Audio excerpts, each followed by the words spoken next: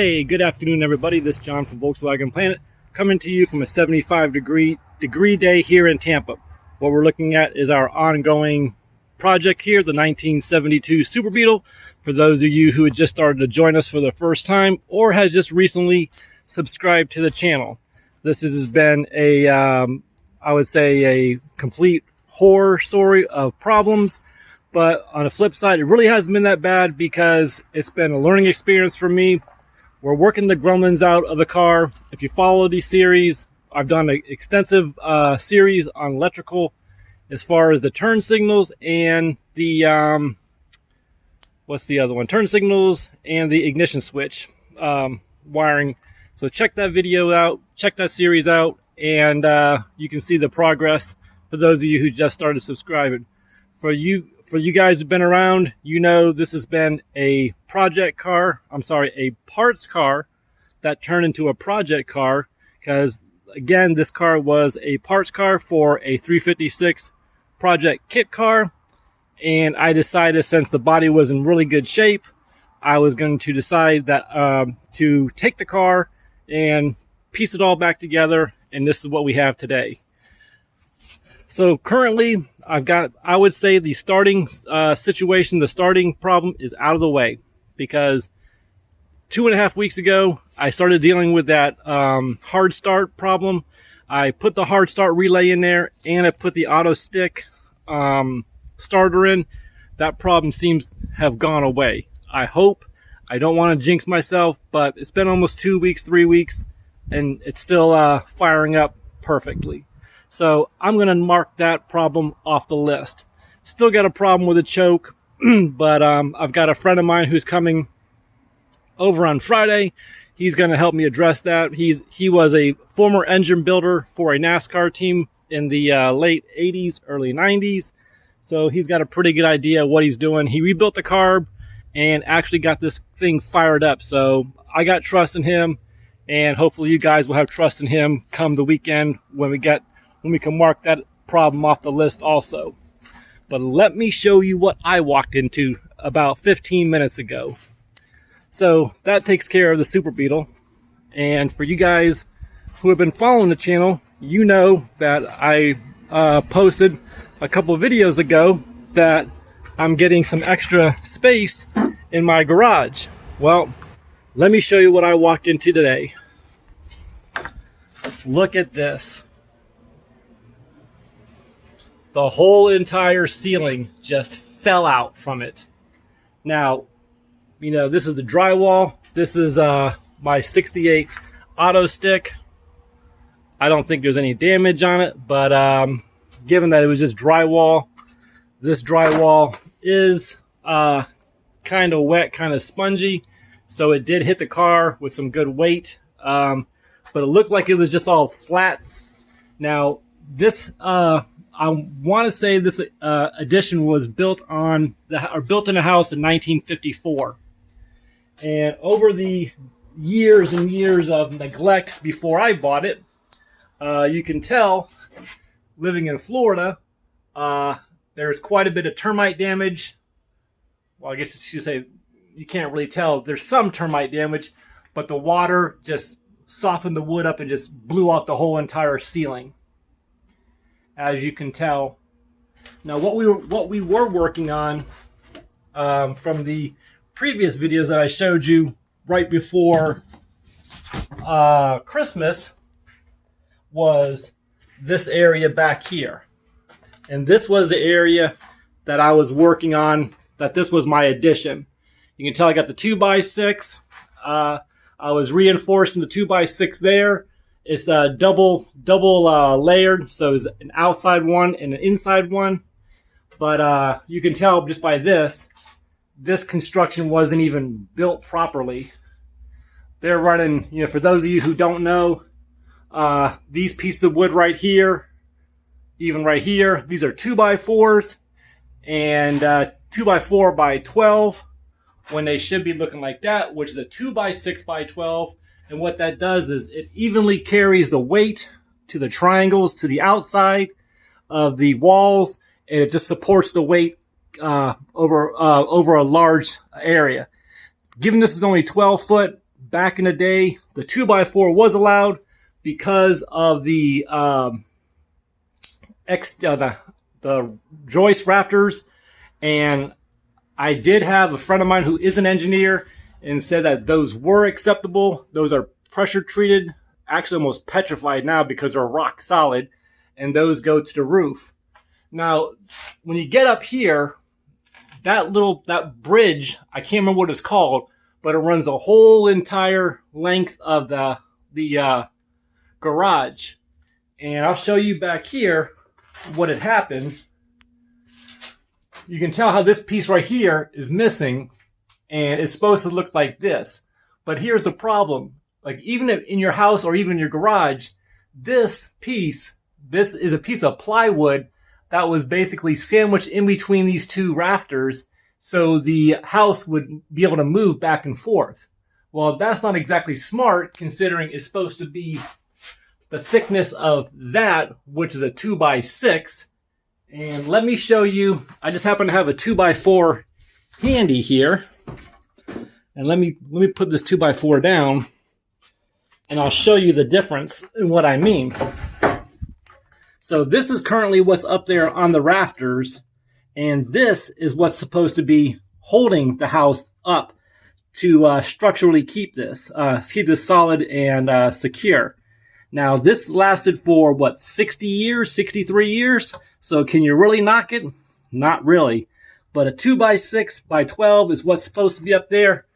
And I guess the question is, so you can tell the sag in the lower part of the truss.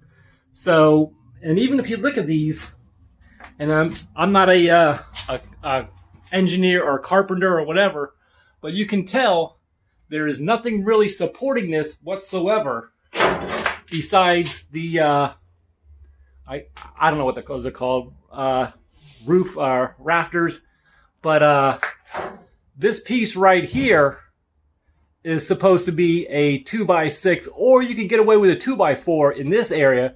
And what that's supposed to do is just basically hold the joists together.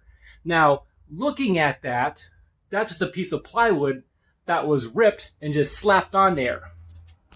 Now, there's a house that has the exact same setup a couple houses over, and I just checked theirs out. And I'm almost to the point where I'm saying that this was originally a carport.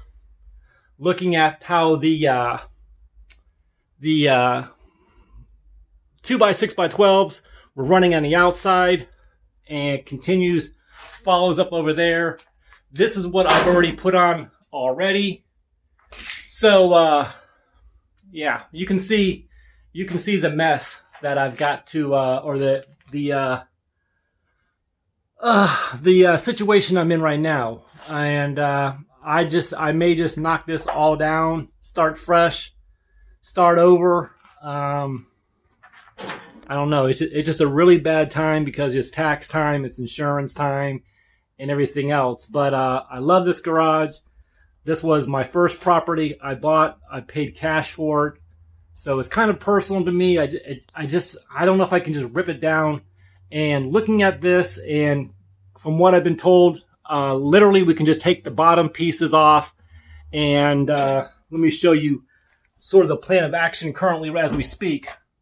What we're going to do is we're going to basically waffle. We're going to take this piece here, the bottom joist, which goes all the way over to 12 foot to the other side, and we're going to create another side on this to secure the joist going up to the roof, the part of the rafter that goes up to the roof that holds the roof. Now, I just, believe it or not, have walked on this roof. It is completely solid. So I don't want to say this, but the structure is not going to collapse. I can tell you that. If this doesn't get attention, yes, it will collapse. So again, back to this, we're going to basically create this exact same piece, but on this side of the joist, and support this. And once we get this side up and secured, then we're going to come back on this side, which I'm currently standing on, and replace that damaged piece, or those damaged pieces right there, temporarily, so we can decide what we're going to do with this. This is not going to be an overnight project. You can tell that there is ventilation up on top, and this is what caused all this over the years. You know, squirrels and stuff getting in here, water, moisture, and it just blew out the whole entire ceiling as we are in here today. Now, okay, you can't really tell, but let's see if I can pull this drywall back here. This is my pride and joy, my 68 Autostick. I don't see no smashed roofs or nothing like that. And now I do have yeah, so I don't think we're in that bad of shape, because back there is the rear glass and it didn't cause no damage on that. So I think we're in pretty good shape. It's just, it hit all the right ways. If you could possibly say there is a right way for all this. It, let's see if I can get over here.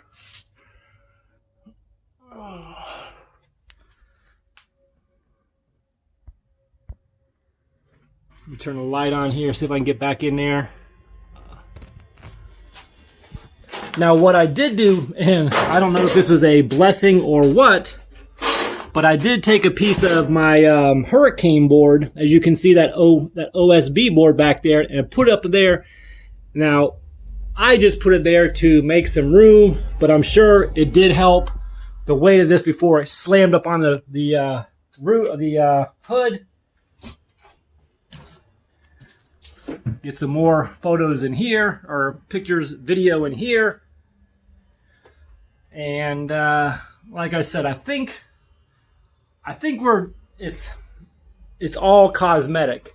Yeah, this is structural. I won't say structural, but it needs attention. And like I said, this is the part where you can tell that it did have termite damage, but the termite damage is not what brought this down. What brought this down was Mother Nature, was water. And this is what's been diagnosed on what happened.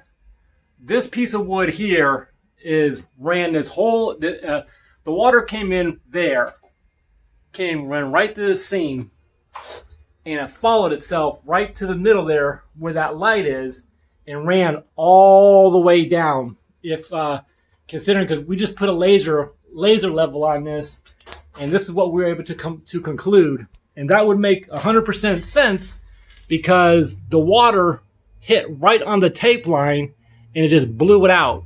So I'm not saying how long this has happened or this has been going on, but this just didn't happen overnight. So between the termite damage, the water damage, because we've been having really seriously flash heavy rains up to 1 inch at a time, and it just caused this. So we're gonna rebuild.